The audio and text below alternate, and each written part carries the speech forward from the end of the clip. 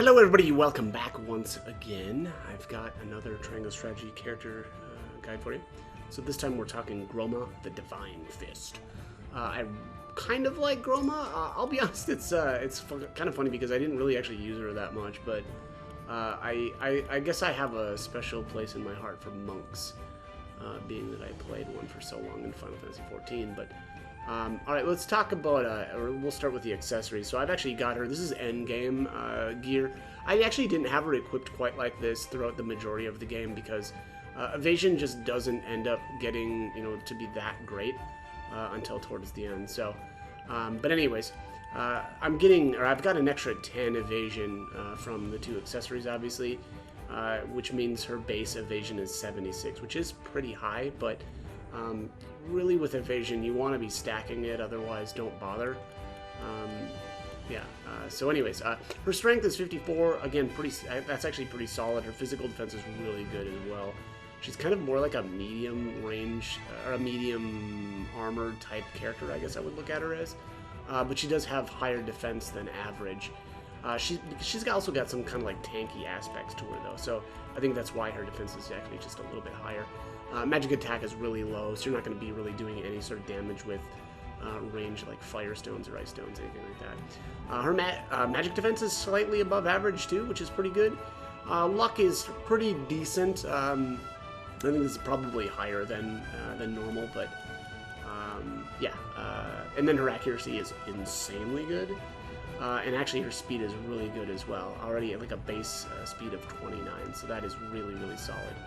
Again, evasion, I've already kind of been over this, but 86 with my two accessories here, which means she's going to be evading a ton.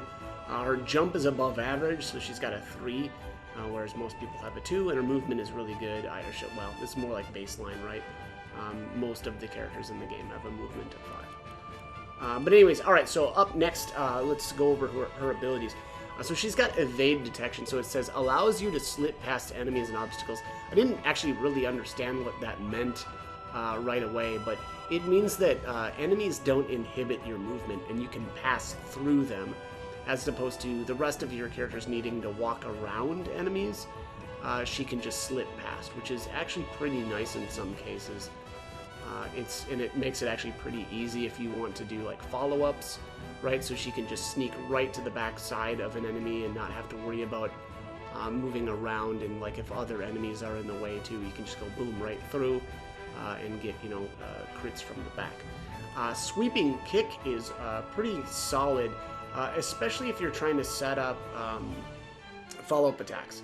So if, let's just say you've got a couple of your characters lined up and then the enemies are lined up attacking them kind of one by one, right, face to face, she can slip to the back side of them, and again, usually using evade detection, she can just go right through them, get to the back side of them, and then use sweeping kick.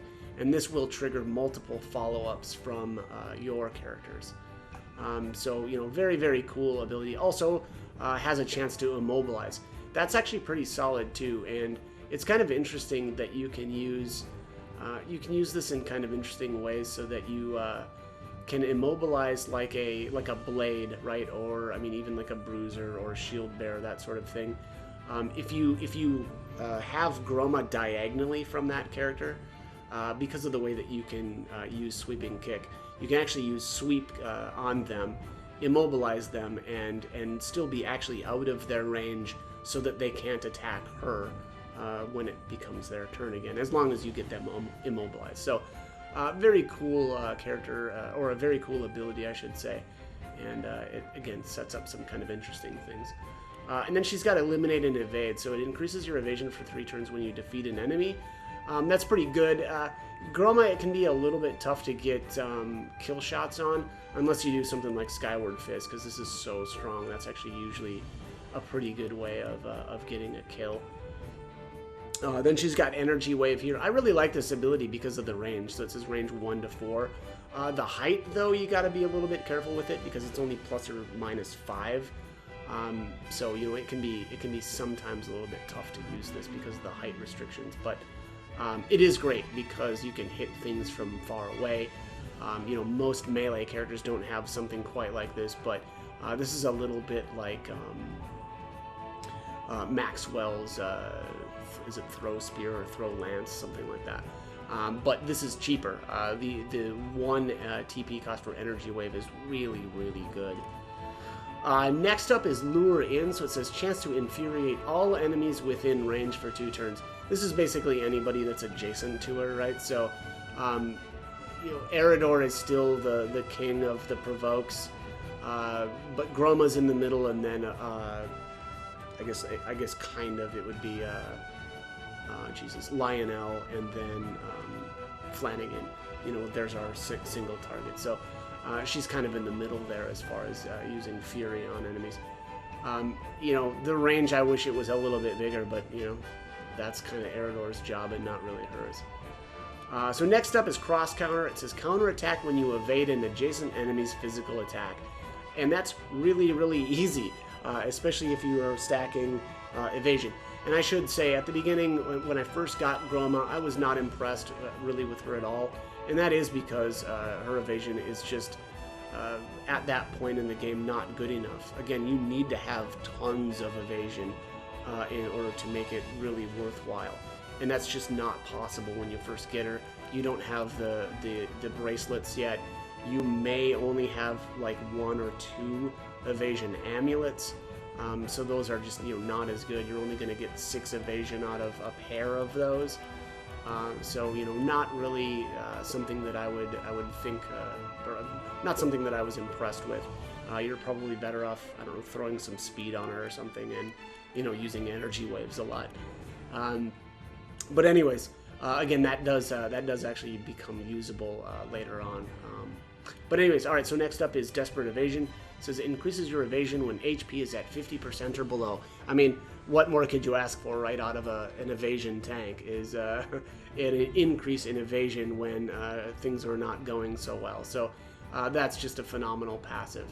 Lastly, here she's got Skyward Fist. This ability hits so hard. It looks cool. Probably one of the coolest looking abilities actually in the entire game. Power is 397, range 1 to 4.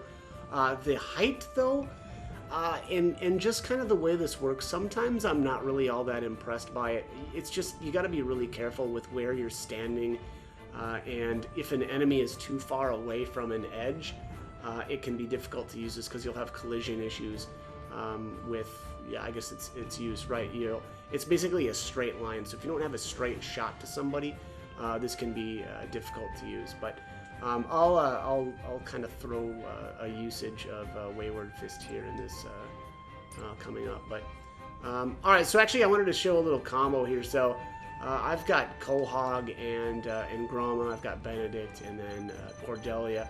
I'm going to be throwing out a evasion buff onto Groma with Cordelia. Julio, I don't know. I think I might have just taken him for some extra TP on Quahog, but.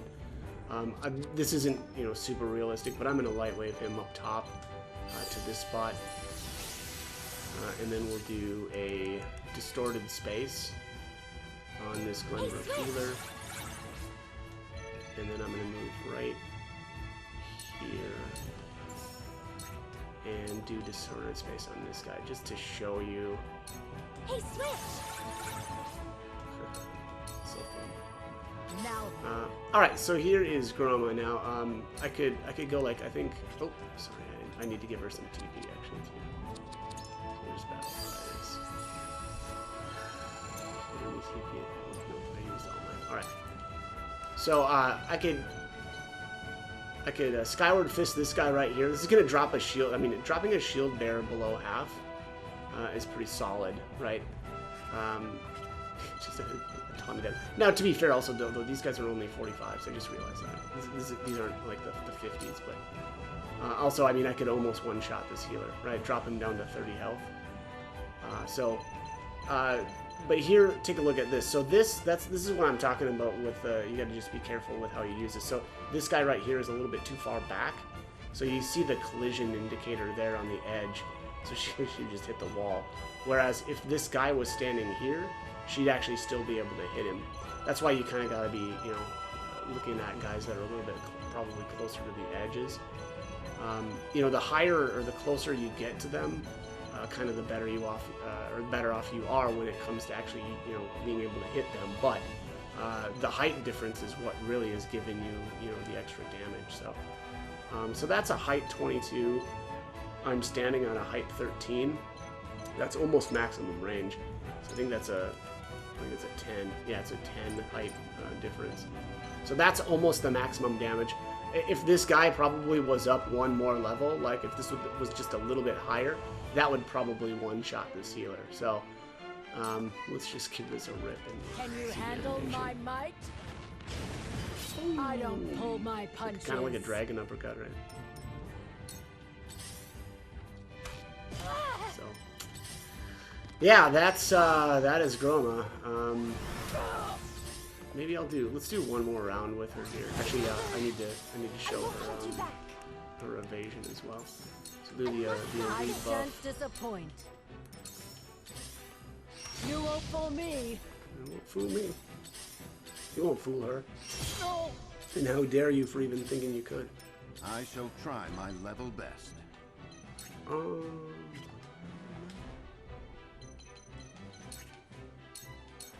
Probably not going to be able to kill anything. I could get a little bit of an evasion boost too if I could actually kill something, but... Oh! Actually, she will be able to, won't she?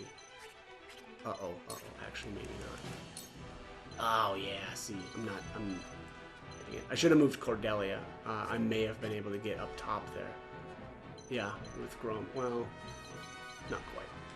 Well, had I done this just a little bit better, I would have been able to do that. But I wanted to give her enough TP to do another Skyward, but I might be able to energy. Oh, I can't see. I can't energy way back out either. Oh, I can't. I lied. All right, so that gave her the eliminate and evade evasion. But although, you know what? Now I just realized that's going to overwrite elude. Yeah, I don't know what's better. It's probably elude. It's probably better, would be my guess. Yeah, actually, so that didn't overwrite. So see her. Yeah, her buff indicator is still 2 turns left, meaning that elude is the better buff than her eliminate and evade. I wonder what that is. It's probably like a 5, and elude is 6, would be my guess. But yeah, anyways, so that's putting her evasion at 92, which is pretty insane. I'm also curious about what, because I've never actually tried this. Dropping her below half. She's almost there. I mean, she's almost below half already. I wonder if I could do that. Let's try this. Reapply that. Ah, my lord.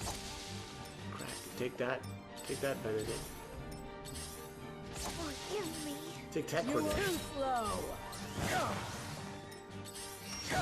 Everybody's getting wrecked. Everybody's getting wrecked. Groma, you can do it. You're the sole survivor. Alright, let's just see here. What is her evasion at? Yeah, still 92. So yeah, elude is definitely better, and it won't override the eliminate and evade. So yeah, she's definitely... I mean, the great thing, though, about her is that, again, that's probably 5 eliminate and evade anyway. Is probably a 5 evasion increase. And so you don't really need the elude buff, right? 1 point of difference probably isn't going to make or break you, but yeah, I don't know. Once you get her kind of buffed up like this, it's going to be really, really difficult to actually hit her. And evasion actually finally does some good. Of course, and I say that, and then she gets plugged. But alright, so now she's dropped below half. Let's just see. I'm curious what her evasion is at this point. Good grief. Or is it even reflect? Oh, there it is, 99. Wow. Okay. Yeah, so I mean, basically, I don't know if that translates to a 99% dodge rate. I'm not really sure, but there's probably some other enemies that have a better chance of hitting as well. But I mean, it's going to be pretty tough to kill her. Aside from magic, obviously, magic is still going to wreck her, but physical characters are going to have a real tough time. My time has come. Of course, and I say that, and she gets nuked the next turn. I should have just healed her, but anyways, all right, we'll get out of here, and we'll actually take a look at her weapon abilities. But Zerp. Yeah. So that said, I think that actually means that she has the highest evasion in the game. Nobody else can quite get that high. You know, Anna, it's Anna, Piccoletta, Milo, and her that have really, really solid evasion, but because of that passive, the others can't quite get to her level. Alright, where is Groma here? Right here. Alright, so potency increase, evasion, physical defense, HP, and speed. Definitely buy the speed first. Then I would go physical defense, then probably HP over the evasion. Because again, when you first get her, you're not going to be... This evasion isn't going to matter. That's not going to help you out, really. And then probably potency last. Then for rank 2, you've got potency, another evasion. Okay, and then here you have to make the choice between increasing the damage dealt by cross counter or increasing the damage dealt by follow-up attacks.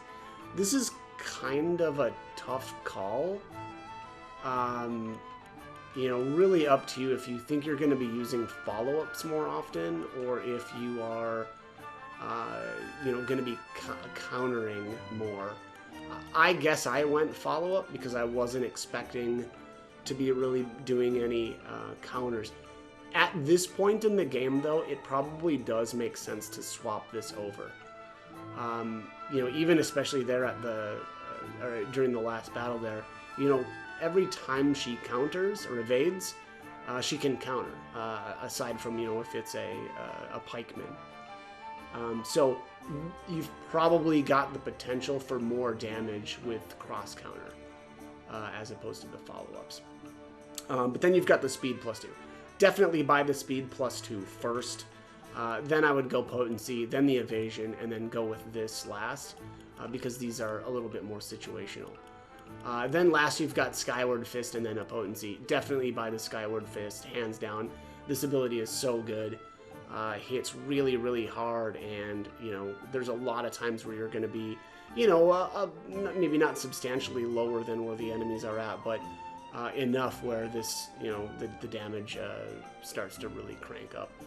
And then, you know, finish off with weapon potency. But, yeah, like I said, I really like Groma. I wish I kind of, you know, would have used her a little bit more, but I also, it's often, or it's really because evasion isn't good until the end of the game.